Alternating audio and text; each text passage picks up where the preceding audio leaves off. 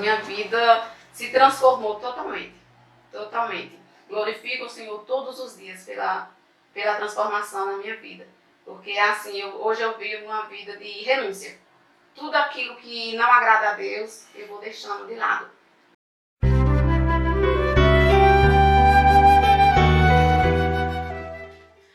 Você que nos acompanha pelas redes sociais da paróquia, convido a você a curtir, a comentar. Se não segue, passa a seguir o YouTube da paróquia, o Instagram da paróquia, o Facebook, para a gente alcançar mais vidas. O intuito desse programa é alcançar mais vidas, é semear a fé.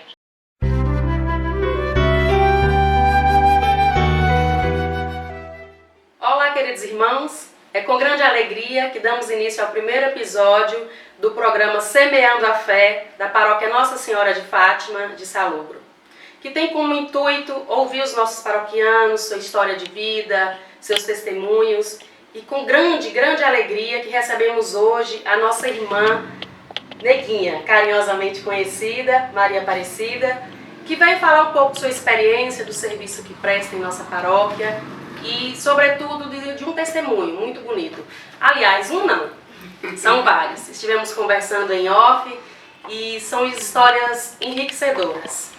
E eu queria muito, nega, te acolher e dizer que muito obrigada por nos receber e que você falasse um pouco, que esse espaço fica aberto, para você falar um pouco da sua infância, como foi a sua caminhada, os primeiros passos na nossa igreja. Sim. Então, meu nome é Maria Aparecida, sou casada há 25 anos, mãe de 3 filhos, Breno, Brena e Maria Cecília, filhos maravilhosos que eu tenho, agradeço a Deus todos os dias por ter eles. Então, a minha vida de religiosa, na minha infância não tem muito o que falar. Nascida e criada no corredor, né, na roça, aqui bem pertinho, mas é um povoado bem pequeno. E eu só frequentei a igreja, a gente só frequentava a igreja 2 vezes ao ano. A nossa mãe levava a gente na festa do padroeiro, no Planalto, povoado Planalto, e no dia 13 de maio aqui, na festa Nossa Senhora de Fátima. Então, minha caminhada de fé, do início foi isso. Não tenho uma caminhada igual eu tenho hoje, não é? Hoje eu já tenho uma caminhada, sim, rotineira já. Rotineira. A gente percebe.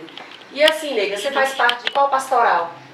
Hoje em dia eu faço parte da pastoral da solidariedade e da pastoral familiar, sim. Pastoral familiar, são essas duas que eu estou. E sempre colaborando, a gente vê que você tem um serviço, uma disponibilidade muito grande, sim, para com a nossa igreja. Sim. Isso é muito importante e muito valioso.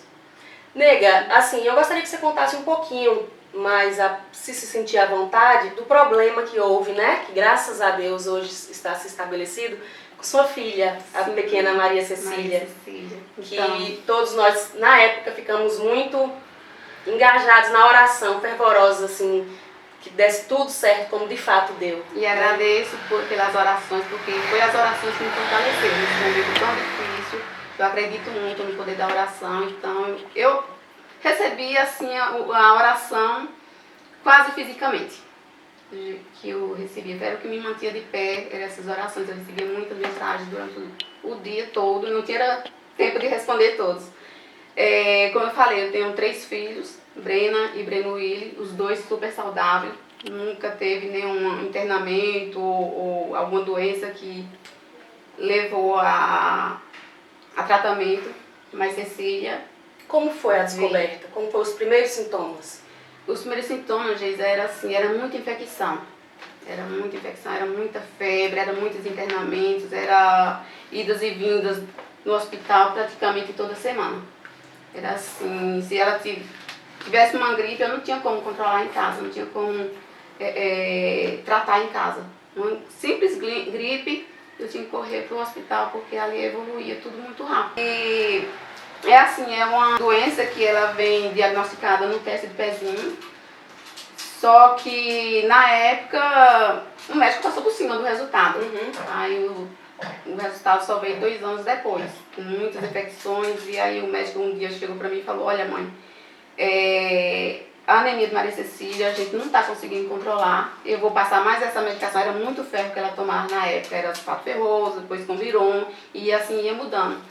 É tanto que os dentes de Cecília já estavam tudo muito escuro, já estava preto, né, os dentinhos dela, de tanto ferro que ela tomava. Aí quando ele me falou que seria preciso passar ela por um especialista de sangue, aí eu decidi passar ela com outro pediatra, buscar uma outra opção, outra opinião. Aí quando eu cheguei no outro pediatra, na mesma semana que ele me falou, ela tinha acabado de sair de um internamento, que eu cheguei nessa médica, ela foi e me procurou o teste do pezinho. Eu falei, doutor, o teste do pezinho tá em casa, o teste do pezinho a gente nunca te leva, né, em consulta. Ela falou assim, eu vou pedir uns exames dela, com urgência, mas no dia que você vir trazer o resultado dos exames, você traz o teste do pezinho para mim ver. Mesmo assim eu fiz. Com 8 dias eu voltei lá com o teste do pezinho e os exames. Quando ela olhou o teste do pezinho, ela falou que não precisava nem abrir os exames, que ia abrir os exames só para ver o que é que ia necessitar de prender alguma medicação, alguma coisa assim. Mas que o teste do pezinho já tinha o resultado, já tinha o diagnóstico dela, que era anemia falciforme, ou doença falciforme, quando eles falam também. Tudo é a mesma coisa. Aí pelo o falar dela, da forma que ela falou, eu já desabei ali, né? Porque eu já não esperava boa coisa. Eu nunca tinha ouvido falar na doença. Já deduziu que era algo... ruim, né? Porque assim, o diagnóstico vindo do teste do pezinho... E a importância, né, nega, de um exame, do teste do pezinho, que a importância. São várias doenças que é diagnosticada no teste do pezinho. E aí quando ela me falou, ela falou assim, olha, mas não se desespera não. É uma doença que não tem cura, mas tem um tratamento. Aqui você vai, aqui em Irecê não tem tratamento, mas em Salvador tem. Você vai para lá, a gente vai encaminhar ela para passar com o hematologista. Vou procurar aqui os pediatras daqui, se tem algum médico lá, um hematologista para poder indicar, para a gente encaminhar ela. Aí mesmo assim fez. Aí eu vim para casa, passei noites e noites em claro, pesquisando a doença. Eram resultados terríveis, porque nenhuma mãe deveria passar por isso, porque eram terríveis. É assim, os primeiros 2 anos é de muito risco. E os primeiros 2 anos Cecília passou sem tratamento. Quando veio o diagnóstico, ela já estava com 1 ano e 4 meses. 2 anos e 4 meses, já veio tardio. E esse tempo todo ela ficou sem o tratamento. Então o risco de óbito era muito grande. Muito grande. Então, nas pesquisas eu vi que não passa de 5 anos, não passa de 10 anos. E assim, é uma doença hereditária, genética e degenerativa. Que é onde passa a corrente sanguínea, que é o corpo todo, não é? Causa problemas, né? Assim, dos joelhos para baixo, mesmo sempre falava, você tem que andar com ela, sempre prevenida, calçada, ter cuidado para ela não ter ferimentos, porque pode abrir uma ferida, virar uma úlcera e levar anos para cicatrizar. E muitas vezes precisar até de enxerto para poder preencher aquele local. Num derrame cerebral, de uma parada cardíaca, de uma parada respiratória. E assim, os órgãos todos podem ser afetados. Muita gente, muita criança, muita adolescente usa prótese na cabeça do fêmur porque tem o desgaste de ossos. Pessoas com cegueira porque danifica também a visão. Então assim, é uma doença que você... para conviver com ela, você não vive, você vegeta. Você vegeta com ela. Aí, voltando lá, quando a médica passou o contato da médica, da hematologista em Salvador, eu entrei em contato, marquei essa consulta e fui com a Cecília, logo em seguida, para começar o tratamento o quanto antes, né, que já estava tardio. Aí, quando eu cheguei lá, que eu falei com ela, e ela falou assim, olha mãe, não tem cura. É uma doença que a gente vai ter um tratamento, é paliativo, mas cura mesmo não tem. Eu, tá bom, doutora, fazer o quê? Não é aceitar e confiar. Não é? Aí eu vim pra casa arrasada, mas ficou assim pra gente, como a gente mora no interior, pra voltar lá a cada 2 meses. E aí eu comecei a fazer o tratamento de Cecília, caminhando. Lá nas pesquisas eu descobri que tinha cura sim. E que a cura era o transplante de medula óssea. E esse transplante, para acontecer, para a anemia falciforme, não é qualquer doador. Não é igual a leucemia, que pode ser... Tem uma fila de espera também? Não tem. Ou de irmãos ou pai e mãe. Aí de irmãos é 100%. E de pai e mãe é só 50%. E que a chance é mínima. de 100% compatível, de irmão nesse caso, né? 20%, se não me engano, 20% de chance que tem de ser, ser compatível. Uhum. Aí, quando eu voltei lá de novo, já com essa novidade, essa esperança, porque eles nem falam, e a maioria dos médicos é contra o transplante medular óssea para anemia falciforme, até por conta do risco, né, que é muito grande. Aí quando eu cheguei lá novamente para a consulta, que eu falei para ela sobre o transplante, ela disse que não. Que ela não indicava a Cecília para o transplante, porque era muito arriscado, que a chance de dar errado era muito grande. Aí mais uma vez eu voltei para casa desesperançosa, né? Um balde de água fria. Um balde de água fria. E aí era pesquisando, buscando, porque eu não parava, era pesquisando o tempo todo. É tanto que meu trabalho acabou ficando um pouco de lado, porque eu dediquei mais a Maria Cecília, a viver com ela.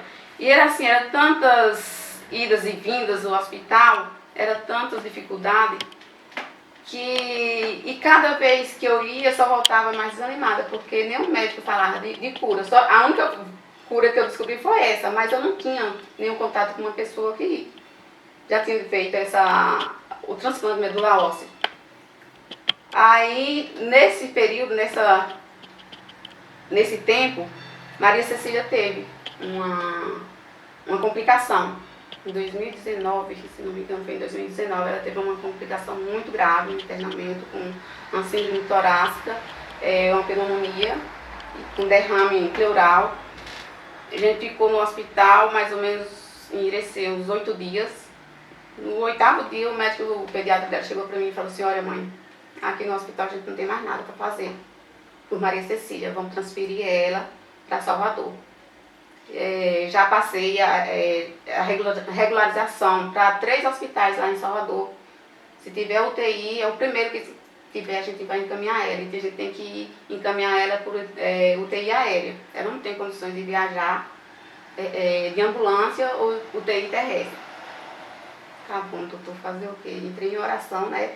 E sempre mostrando forte. Eu não podia mostrar desespero, fraquejar, porque eu tinha Brena e Breno Willi e Carlos também, né? Para poder passar fé e força para eles. Eu não podia fraquejar. Ali eu passava noites em claro, eu passava noite, eu esperava anoitecer para entrar pro banheiro para poder chorar. O meu desespero, a minha... Normal. Que foi mesmo muito doloroso, foi muito, muito difícil, não foi fácil. Aí quando ele falou que ia transferir Maria Cecília, o primeiro hospital que ligou dizendo que tinha um quarto de UTI disponível foi o Hospital São Rafael. Aí falou que tinha esse quarto de hospital que não podia esperar por muito tempo. Ali eles atendem os primeiros que chegam ali. Aí vamos lutar para encontrar uma UTI aérea. E aí, gente, isso foi num sábado à tarde, depois do almoço, a gente entrou para a noite, o hospital todo mobilizado para poder procurar essa UTI, a UTI aérea.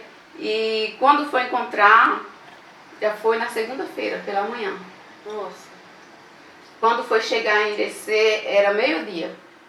Só que meio-dia a gente viajamos e 1h da tarde a gente já estava lá, em Salvador.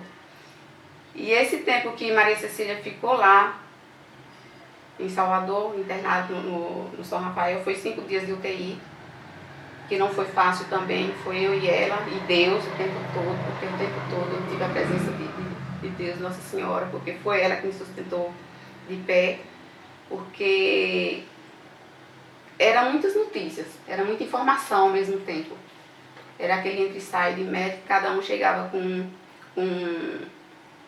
não era diagnóstico, era uma conversa assim, diferente, que não dava nem para entender, e nem sabia, tinha como estava passando para a família, para casa, para os meninos, muita coisa eu deixava para mim, para não estar preocupando eles. Aí eu deixava para mim. Aí quando foi 5 dias de UTI, ele ficou 16 dias lá. E 10 dias depois que ela recebeu alta da UTI, a gente foi para o internamento na pediatria. Foram 5 dias na UTI. Aí depois ela recebeu alta, a gente foi para a enfermaria da pediatria. E aí esse tempo foi de recuperação, graças a Deus foi de recuperação. Aí quando foi no dia da alta dela, no dia dela receber a alta, eu pedi para falar com a hematologista, que atendeu ela no dia que a gente chegou lá no hospital. Aí ela veio, antes da gente sair, ela foi conversar comigo, aí eu falei com ela sobre o transplante de medula óssea. E aí ela falou assim, e você tem, ela tem irmãos? Eu falei, tem, ela tem 2 irmãos. Ela falou assim, do mesmo pai e da mesma mãe? Eu falei, sim, do mesmo pai e da mesma mãe. Aí ela falou assim, então, o mês que vem você volta aqui para revisão, eu quero ver ela de novo, e traz os relatórios de internamento dela, de alta. Eu tinha uma pasta em casa de todos os internamentos dela. E aí nesse dia eu levei, quando eu voltei lá para revisão, nos 30 dias eu levei essa pasta. Aí quando chegou lá, que ela viu a pasta, ela falou assim, com todas os relatórios que ela tinha indicação para o transplante de medula óssea. Nesse dia eu glorifiquei a Deus, porque a outra médica que atendia ela era totalmente contra o transplante de medula óssea. Ela não... E eu falei, como Deus é bom, me botou no lugar certo. Eram 3 hospitais para sair o resultado. E foi esse hospital, e só esse hospital que faz o transplante de medula óssea para anemia falciforme. É o único hospital em Salvador que faz. Aí ela foi e falou assim, no próximo mês você traz os irmãos dela para gente fazer os exames de compatibilidade. E assim que sair o resultado, eu te passo pelo WhatsApp o resultado. Aí no próximo mês eu fui com os meninos, fez o exame de compatibilidade. Um mês e pouco ela mandou o resultado. 6 horas da manhã ela me mandou pelo WhatsApp. Cida, Breno Willi é compatível com Maria Cecília. É 100% compatível com Maria Cecília. Então, eu gritei. Eu gritei de alegria nessa casa, ainda estava deitado lá do lado. Eu falei, Breno Willi é compatível com Maria Cecília, Carlos. E aí eu fui ajoelhar e agradecer a Deus pelo resultado, né? Que Deus estava presente o tempo todo. E que agora era só correr atrás dos exames, que eram mesmo de exames para poder fazer, né? E esperar ser chamado. A espera que... A espera que... Maltrata, porque isso aí foi no final de dezembro de 2019. E aí quando saiu o resultado, ela me falou assim, no início de 2021 a gente faz o transplante. A gente vai correr para poder, porque Cecília já tinha o risco muito grande de ter AVC. Ela fazia o exame, o acompanhamento todo ano, uma vez no ano, o Doppler, Doppler transcraniano. Então ela fazia, todo ano ela fazia, sempre dava alterado. Então estava numa margem já bem alto. É tanto que isso eu fiquei para mim. Eu não estou falando aqui agora.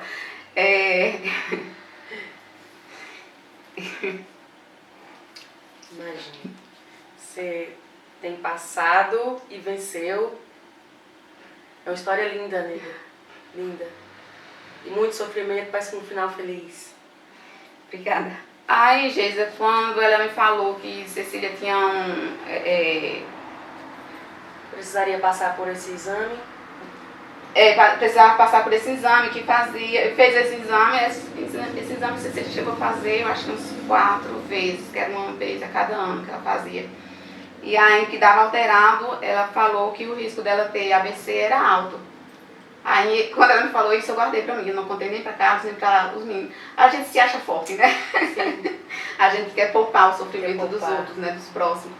E aí eu guardei pra mim, eu falei assim, não, então ela vai fazer o transplante e esse risco vai passar. Esse risco vai passar.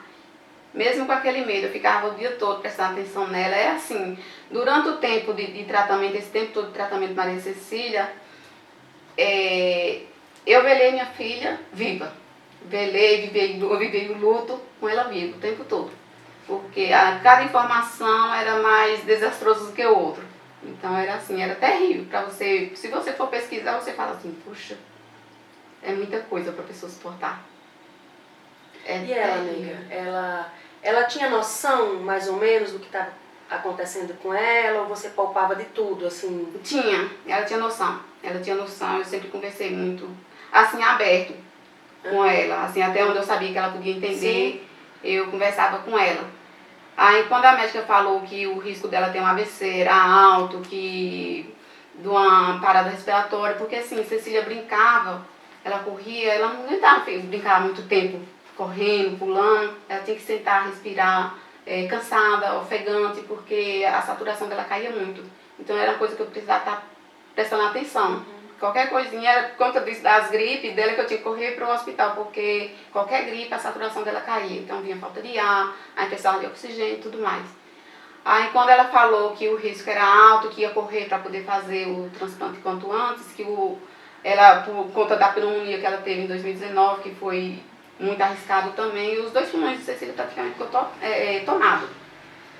Aí ela viu o risco, ela falou assim, mais uma crise dessa, eu não sei se ela suporta. Aí, doutor, então vamos correr para fazer esse transplante. Eu toda animada, viu? Nervosa, preocupada, porque para mim tudo era muito novo, eu não sabia o que esperar. A outra médica falava que era muito arriscado, eu falava para ela, doutora, eu não sei o que é mais arriscado. Se é a doença ou se é o transplante. De qualquer forma corre risco, não é? Então, aí quando ela me falou que ia fazer, então vamos fazer. Aí ela marcou para o mês de março de 2020, veio a pandemia. Nossa. Aí ela falou assim, vamos esperar mais uns 2 meses pra gente ver como é que vai ficar. E aí só ia se agravando. Só agravando.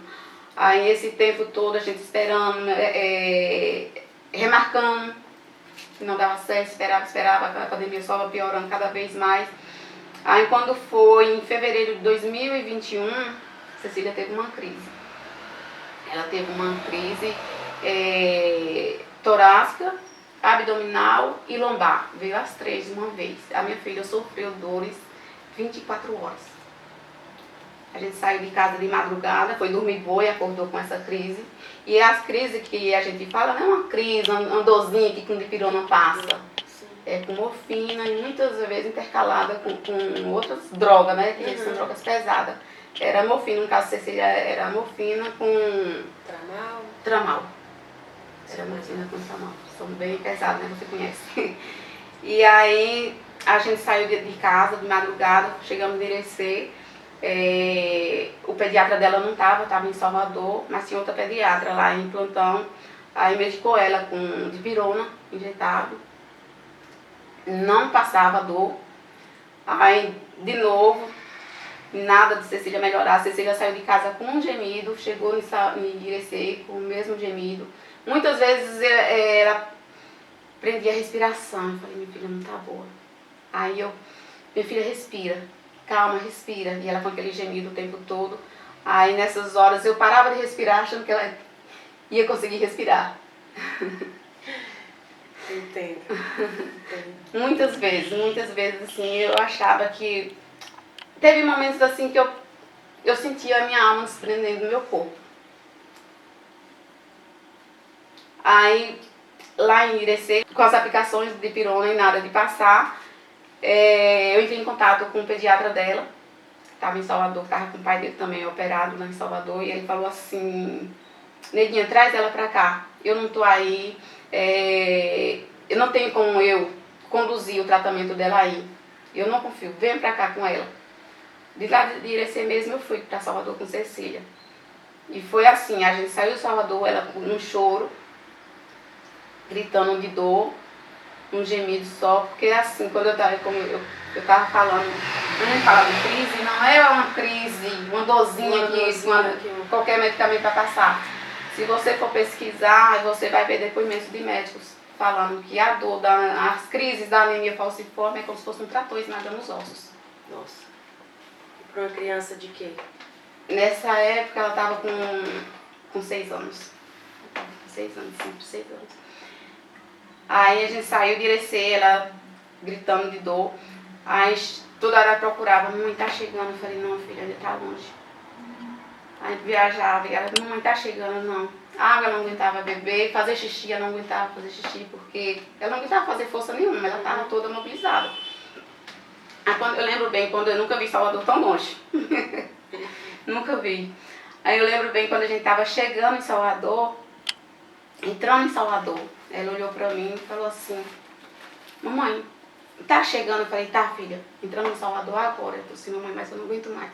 Nossa, pra ela foi... Foi. Ela falou assim, mamãe, eu não vou aguentar. Eu não aguento mais, eu não vou suportar, eu não vou vencer, mamãe. Eu falei, força, filha. Estamos chegando, daqui a pouco a gente está no hospital. Aí a gente chegou no hospital mais ou menos às 9 horas da noite, porque a gente pegou trânsito também. Cidade, e aí a gente chegou no hospital mais ou menos 9 horas. Aí de lá já foi direto para UTI. Atendeu na emergência e já foi direto para UTI. Cecília ficou 3 dias na UTI dessa vez. E esses 3 dias ela teve que usar fralda porque ela não aguentava sentar, porque tem muita gente que perde a mobilidade das pernas. E ela nesse caso perdeu da bacia. Ela não aguentava sentar. O banho dela tem que ser na cama do hospital, usando fralda, porque ela não aguentava sentar. Então ficou esses dias paradinha. Aí depois que ela recebeu, que saiu da UTI, a gente foi para o internamento, né, para a pediatria. Aí a gente foi depois que saiu da UTI, a gente foi para a pediatria, ficou internado. Dessa vez foi 10 dias de internamento, até ela recuperar e voltar à mobilidade dela.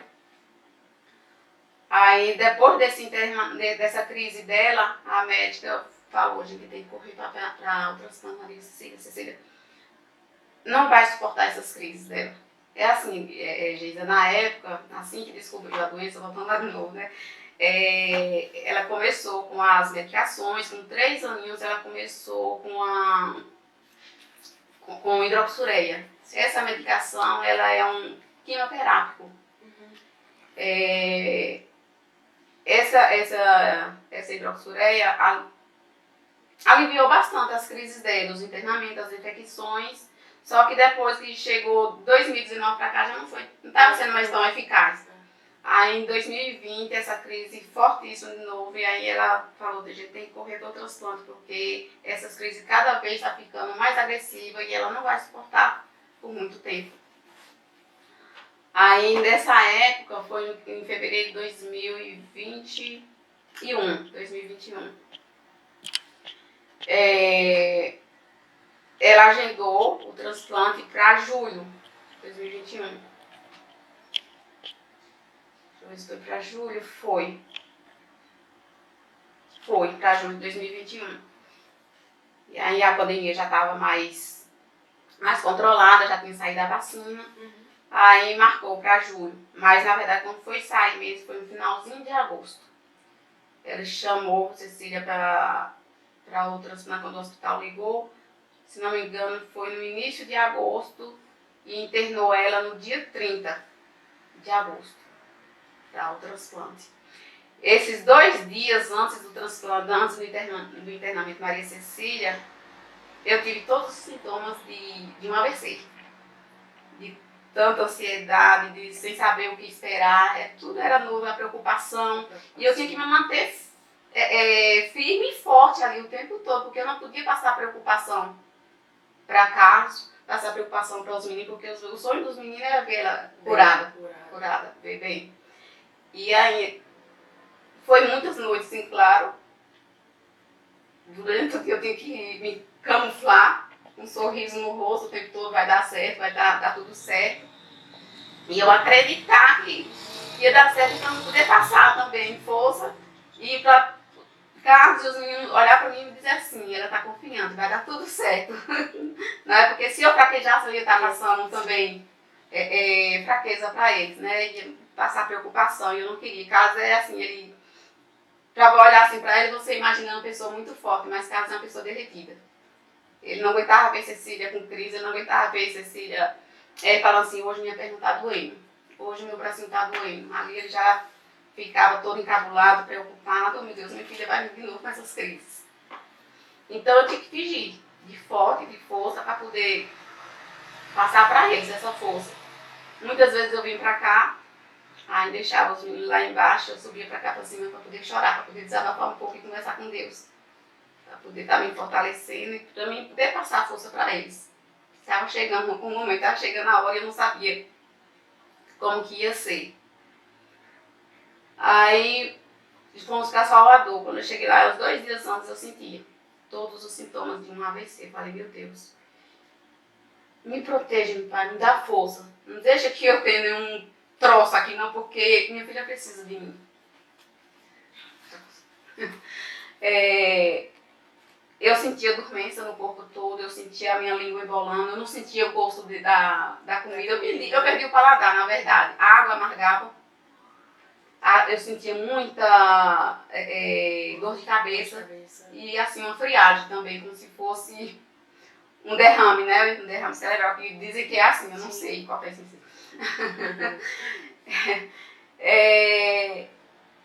E eu senti isso tudo, e ele com medo e pedindo a Deus para poder me fortalecer, que Cecília precisava de mim naquele momento. Tá chegando a hora do internamento dela e eu precisava estar forte.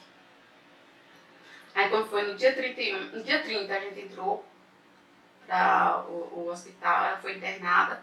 E parece que aquela preocupação toda, aquela angústia toda, aquele desespero todo, ficou tudo lá de fora do hospital. Foi arrancado, porque eu entrei no hospital, outra pessoa despreocupada, entreguei tudo nas mãos de Deus, falei, Senhor, toma conta, porque agora é com o Senhor, não é? O Senhor toma conta, que minha filha seja guiada por Nossa Senhora em todos os procedimentos que ela vai passar. Agora em diante, eu não sei o que ela vai passar, mas o Senhor sabe. O Senhor toma conta e esteja com ela e comigo, para me dar força. E aí, quando a gente entrou para o internamento, que passou todo pelos procedimentos todos, e era aquele movimento todo de muitos médicos, a equipe era muito grande, mais de 20 médicos, cada um com sua especialidade, não é? E chegar para se apresentar, e aí eles muitos chegaram e falaram assim, poxa mãe, você passa assim uma força, uma serenidade assim pra gente, você é muito tranquila. Eu falei assim, é aqui que eu tô. Deus sabe. Deus sabe do meu coração. Mas em momento algum eu me desesperei lá. Eu nunca fui de levar meus filhos para tomar vacina. Nunca gostei de levar meus filhos para tomar vacina. E Cecília lá nesse internamento eu levei para poder fazer botar o catéter, né, o acesso. Foi eu que segurei ela para tomar a anestesia. Na hora que eles trouxeram para mim, que eles não deixaram eu assistir colocar o catéter, né? Que eles trouxeram ela para mim, ela toda molinha. Ali eu me balancei um pouco, porque eu ainda não tinha visto ela anestesiada. Aquilo ali me deu um pouco de medo, uma sensação ruim. Mas depois que ela acordou, pronto. Toda aquela angústia minha foi embora. E aí fomos para o processo do transplante. Ela tomou, eram 12 quimioterapias. Ela tomou essas 12 quimioterapias, antes do transplante, na verdade. Ela tomou essas 12 quimioterapias dentro de 8 dias. Aí depois ela recebeu a infusão, porque tem que matar a medula dela. Se ela puder. Precisa matar a medula dela para ela poder receber a medula nova, a medula do doador. Aí ela fez essas quimioterapias, Cecília, assim, linda, maravilhosa naquele corredor, porque assim, lá é um setor de transplante para anemia falciforme, de medula, na verdade, para anemia falciforme e para leucemia, na verdade. E é um setor de 8 partos de internamento ali. É bem pequeno, né? É todo fechado. Então ali, a gente entrou para ali, eu fiquei lá dentro 32 dias. Eu e ela e a equipe médica, todo dia era um plantão de médicos diferentes. E esses 32 dias que eu fiquei ali, eu passei muitos momentos assim, difíceis. Foi tranquilo o transplante dela, mas tinha momentos, né? Teve momentos que não foi fácil. Mas eu segurei firme e forte lá dentro. Foi assim, um momento único que eu vivi lá dentro. Um momento único, assim, em todos os sentidos. De fé, de esperança, de esperança de uma vida nova, de uma vida melhor, da cura. E nesse período dele, assim, Breno ficou lá esse tempo todo? Breno foi no dia do internamento, eles acharam melhor levar ele para ficar lá guardadinho, até por conta da pandemia, para ele não contrair coronavírus, porque se ele contrair, isso aí ia ser suspenso. Então eles acharam melhor ir com ele, aí ele ficou lá no apartamento com Brena, e Carlos também ficou lá com eles, até o dia de coletar a medula dele, que isso foi no dia 9 de setembro. Ele coletou pela manhã e Cecília foi infundida 6 horas da tarde. Aí esse tempo todo ele ficou lá. Até ele recuperar também, 2, 3 dias o Breno já estava recuperado. Foi. Aí voltou para casa, mas o pai. E hoje? Hoje, como é que ela tá? Geisa, foi uma luta. Eu falo sempre que o problema maior não foi o transplante, foi o pós. Foi o pós, porque era assim, foi muita medicação. Durante esse tempo de quimioterapia, muita gente sente enjoo, né? Sente perda de apetite. Cecília não sentiu nada disso. Cecília não teve enjoo, não teve perda de apetite. A única coisa que Cecília reclamava foi da sonda, que ela precisou usar a sonda, prevenindo ela ter mucosite e ela não conseguir comer, né? Engolir alguma coisa. Então botou a sonda para ela poder fazer as alimentações dela por ali, mas nem precisou. Ela ficou com a sonda por um tempo, mas depois tirou porque ela não teve mucosite, graças a Deus, não teve ferimento nenhum na boca. E aí quando ela recebeu alta, que eu fui para casa com ela meio mundo de medicação, Cecília começava a tomar medicação às 6h30 da manhã e só ia terminar 10 horas da noite. Uau. Era muita medicação. Eu lembro que na primeira semana eu entrei em contato com a médica e falei, doutora, eu preferia voltar para o hospital. E Cecília toma toda essa medicação no hospital do que em casa, porque eu não estou confiando em mim. Era muita medicação, Cecília dava trabalho para tomar a medicação, porque tinha medicação que era muito ruim para tomar. Teve um dia mesmo que ela tomou a ciclosporina, que esse é para poder... ela tomou durante um ano essa medicação para prevenir a rejeição da medula. E era muito ruim o gosto da medicação. E aí um dia eu estava lá no quarto e ela estava na sala e eu tinha dado a medicação para ela, deixei na seringa e falei, Cecília, toma a medicação. E eu confiava que ela ia tomar e voltei pro quarto. Daqui a pouco ela chega no quarto desesperada, mamãe me perdoa, não me bate não, mamãe. Porque veio a sentença que eu batia, né? Mamãe, mas eu joguei o remédio pela janela. E eu fiquei, Cecília, dessa vez eu não aguentei. Eu fiquei, Cecília, eu joguei a medicação pela janela, agora só falta outra que agora eu vou tomar. Aí coloquei outra dosagem. Bateu o arrependimento. Bateu o arrependimento e a consciência, não é? A consciência, eu acho. E aí ela tomou a medicação de novo. Mas era muita medicação. Aí depois foi suspendendo aos poucos. E aí a gente foi vencendo, um dia de cada vez. Não foi fácil, mas foi assim, tanto que essa medicação eu botava tudo na planilha. Ali os horários certinhos, o nome de cada um, porque era muito, eu tinha medo de me perder. E era coisa que a gente tinha que levar ao pé da letra. Não podia faltar. Uns era para prevenir... me passou o nome agora, convulsão, porque a ciclosporina causa convulsão. Então era muita coisa assim, outros para prevenir o estômago, outros para enjoo, então era muita medicação. E sem falar os das infecções, era muita infecção, então ela estava zerada de imunidade, então todo cuidado era pouco, além da medicação, com a alimentação também, né, qualquer alimentação, a alimentação pura ela não podia comer nada. Era tudo muito cozido, tudo muito bem lavado, bem cuidado, a casa tinha que ser limpa. Tanto que minhas mãos destelavam de tanto produto que eu usava o dia todo. Toda hora eu estava passando o pano no chão, porque todo cuidado era pouco. Com a roupa de cama, com tudo. Era um cuidado que a gente tinha que levar à risca.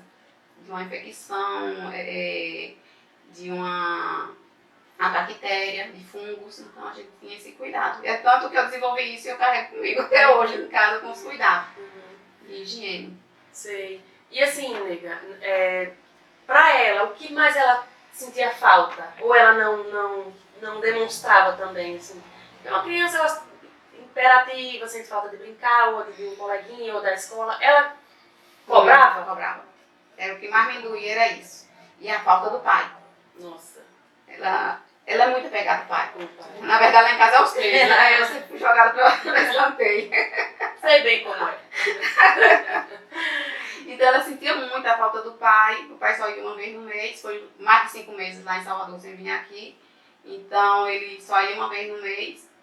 E ela reclamava muito da falta do pai, da falta dos coleguinhas, da escola, Da porque escola. foi mais de 3 anos, juntando a pandemia com o transplante, foi mais de 3 anos afastada da escola. Então ela sentia muita falta. Ela reclamava muito. Mas venceu. Vencemos. Pra honra e glória de Jesus. É, foi uma luta, porque assim, antes do transplante, a médica falou pra mim, olha, Cida, você vai ter que ficar aqui em Salvador mais ou menos uns 3 meses. Eu, tá bom, doutora, 3 meses tá bom, passa rápido. Mas aí foi para mais de 5 meses. Ela falou assim, todos os dias você vai precisar estar no hospital. Teve semana que eu caminhei para o hospital de domingo a domingo. Teve dias que eu ia até 2 vezes no dia. Da coleta de sangue, porque era um exame de sangue praticamente todos os dias fazia. No início isso aí. Depois ficou só uma vez por semana. Aí, no início, além das coletas, aí tinha as consultas também. E eles acompanham de perto, porque tem a doença do enxerto, tem qualquer coisinha, a gente tem que estar entrando em contato com isso, porque tudo, uma bolinha de nada pode ser uma rejeição da medula. Então era um cuidado assim, que a gente tinha assim, a risca, e a gente precisou ficar esse tempo todo lá para poder cuidar dela mais de perto. Uhum. Era muito longe. Aí quando ela liberou também para vir, ela falou assim, olha, vocês não podem ir viajar de ônibus por conta de contaminação, o coronavírus ainda está aí. E a Cecília ficou muito frágil, a saúde de Cecília ficou muito frágil mesmo depois que saiu depois do transplante. Porque tudo cai, gente. Todas as taxas do sangue que você imaginar caem. Todas. A questão da vacina, ela teve que começar do zero. Ela está com uma nova carteira de vacinação. Ela começou essas vacinas no início do ano. As primeiras vacinas que ela começou a tomar foi no início do ano. A importância das vacinas. E aí ela está naquelas vacinas mais especial para depois entrar para aquelas de campanha, que ainda não foi liberada.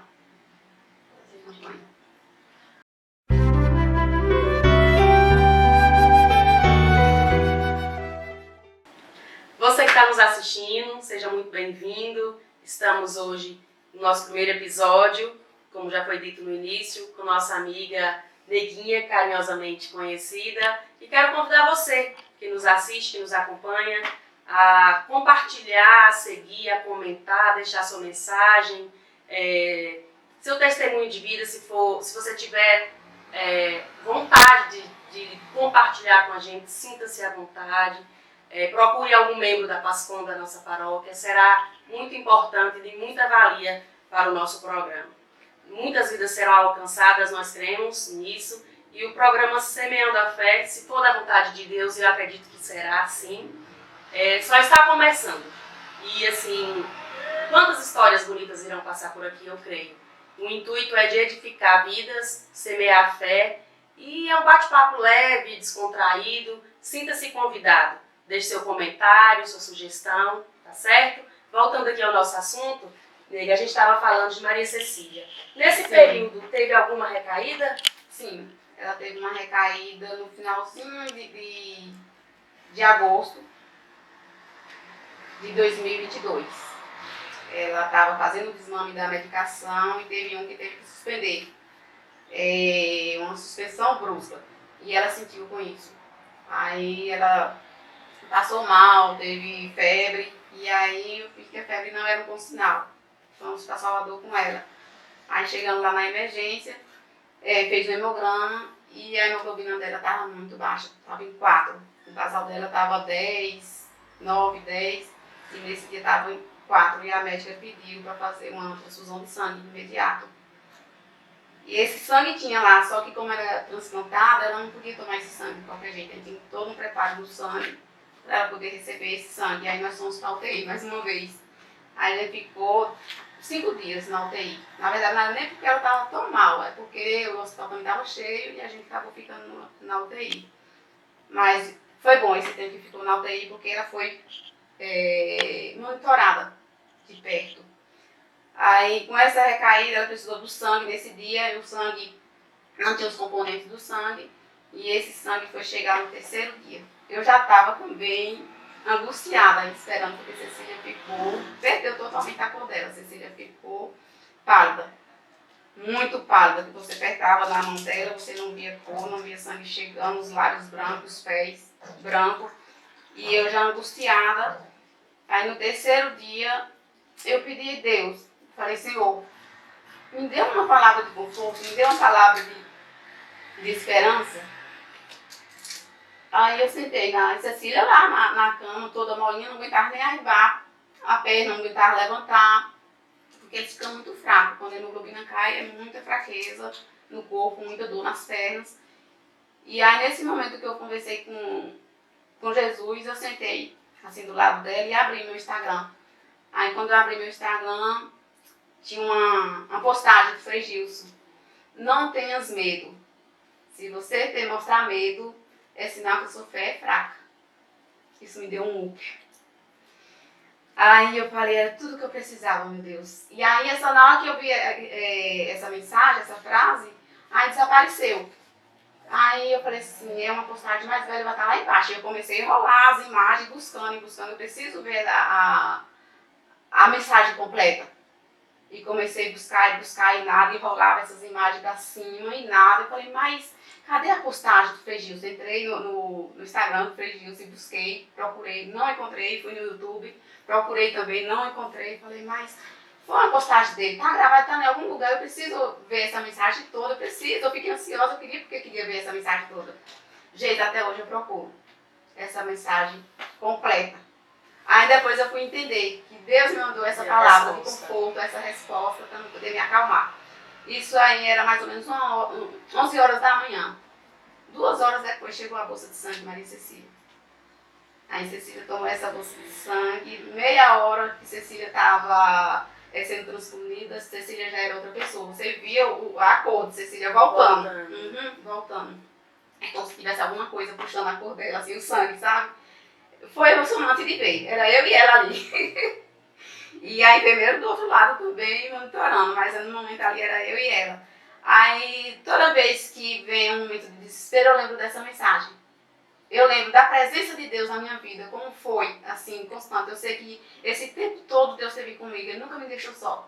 E o que mais me manteve de pé, nesses momentos de angústia, de desespero, foi Jesus. Não tem outra explicação, as orações que eu senti assim presente, as mensagens de conforto, as mensagens de esperança. Então era assim, era muito confortante.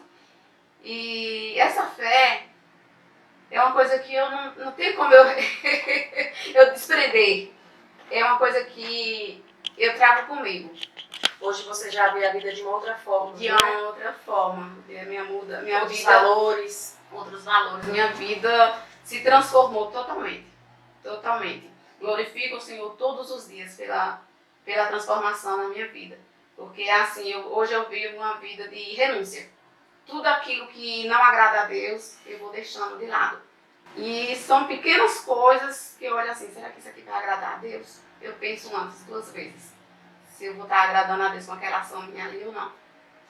Hoje eu não faço nada sem a permissão do meu Senhor. Tudo. Aí é uma renúncia, a renúncia de roupas, a renúncia de lugares, comportamentos, sim, de lugares que eu frequentava antes, hoje eu não frequento mais. Muita gente me procura se eu mudei de religião, se eu sou evangélica. Falei, não, a gente para poder seguir a Jesus não precisa trocar de religião, mudar de religião. A nossa religião é a católica apostólica romana, né? É isso. A gente estava conversando em off, Nega, e eu gostaria que você compartilhasse também o testemunho são tantos, né? Mas esse em especial me tocou bastante e acredito que também vai. Qual é? O das rosas. Das rosas. Muito bem. É linda mesmo a história. Até hoje eu me emociono muito com essa história, viu? Porque foi assim, impactante na minha vida. Sim. Eu nunca vivi nada assim. Igual até esse dia, depois foi assim, uma coisa atrás da outra que foi vindo, sabe? É porque assim, gente, a gente pede uma coisa a Deus e você não presta atenção. De como Deus está lhe respondendo, de como Deus está mandando, nos pequenos detalhes, Deus está mandando a resposta de tudo.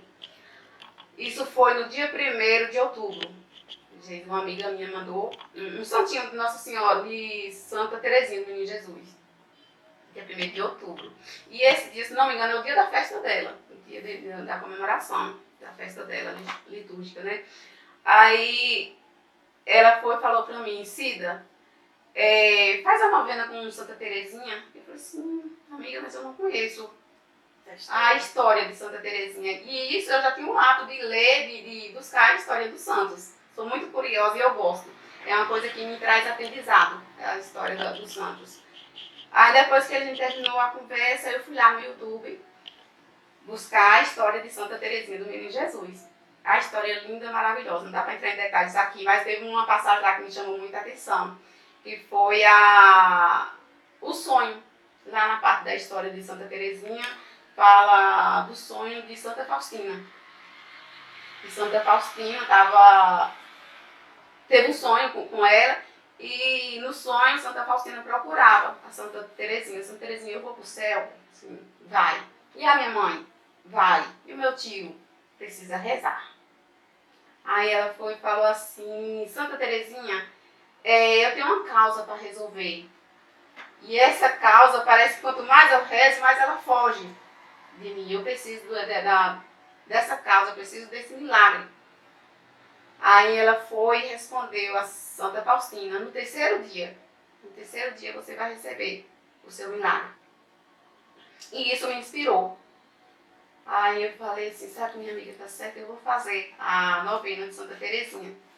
E aí ela ainda me falou assim: Cida, se você, geralmente as pessoas que fazem a novena com ela, que faz algum pedido para ela responde com uma rosa. Ela sempre dá uma rosa. Aí eu brinquei com ela, eu falei assim: não precisa de uma rosa, amiga. Basta uma pétala. Ela me dando essa pétala cheia de bênçãos, já me basta. E nesse tempo os exames de Cecília estavam muito ruins. Cada exame que Cecília fazia estava muito ruim. Eu falei: vou fazer a novena com Santa Teresinha. Aí eu comecei a novena à noite, no dia 1º de outubro. No dia 3 de outubro, Cecília tinha coleta e consulta. Aí eu falei: eu começo no dia 1º e no dia 3, Santa Teresinha vai me dar essa graça, ela vai me dar essa pétala que eu tanto preciso.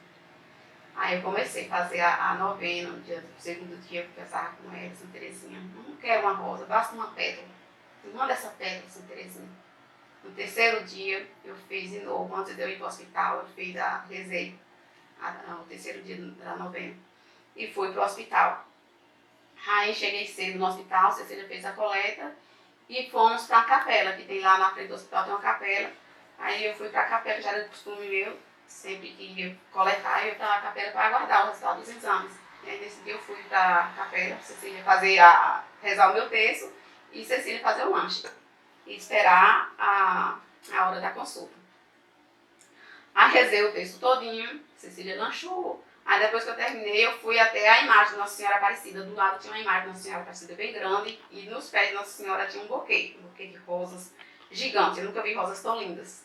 E rosas frescas, né? E as pétalas desse tamanho, cada rosa mais linda que a outra. Aí eu levantei e fui agradecer a Nossa Senhora Aparecida, que tem uma devoção muito grande por ela também. Aí nesse momento que eu estava ali conversando com Nossa Senhora Aparecida, Cecília chegou por trás de mim e falou: mamãe, é natural? E eu fui com minha mão para bater na mão dela, para ela não pegar, para ela não tocar nas rosas, cheio de câmeras. Eu fiquei preocupada, eu falei: não toca, Cecília. E ela com a mãozinha aqui do lado, embaixo das rosas, a pétala desceu em câmera lenta, Geisa, e caiu na palma da mão de Maria Cecília. Como não acreditar? A pétala desse tamanho. Eu fiquei estarrecida. Eu fiquei ali paralisada e dava risada ao mesmo tempo. Eu falei: Santa Teresinha ouviu o meu pedido. E no dia 3 era o dia que estava começando a festa, a novena de Nossa Senhora Aparecida. É por isso que estavam essas rosas lindas e maravilhosas lá para ela, porque era o dia que estava começando a festa de Nossa Senhora Aparecida. E não por acaso seu nome Maria Aparecida. Maria Aparecida, sim. Nada por coincidência. Nada por coincidência. E eu tenho essa pétala lá em casa guardada, dentro da minha Bíblia, no Salmo 91. Essa pétala eu não posso perder por nada. Por nada. Toda vez que eu vejo ela lá, eu me emociono muito, porque eu sei do resultado, eu sei da importância dela para mim. Quantas histórias, quantos testemunhos, não é, meus irmãos? Que maravilha. Toda a honra e toda a glória seja dada ao nome do Senhor Jesus. Então, é isso. Por hoje, espero que vocês tenham gostado. Que vidas sejam alcançadas. Que tudo seja feito para a honra e glória de Jesus. Queria mais uma vez agradecer viu? Deus abençoe a você, a sua família, a sua casa, a sua disponibilidade. E muito em breve, quem sabe, estaremos aqui de novo. Quem São sabe? tantas histórias. Muitas histórias, quem sabe, né? Vamos esperar os outros virem, né? Dar a oportunidade dos outros, depois a gente volta. Eu gostaria que você deixasse uma mensagem para todas as mães que estão passando neste momento, nega, desacreditadas. Que não perca a fé nunca. Busca a Deus. Às vezes a gente fala assim, eu não consigo, a gente consegue. A gente consegue sim, a gente não pode desesperar, entrar em desespero. Busca a Deus, porque a gente não tem outro caminho se não for Jesus. Amém.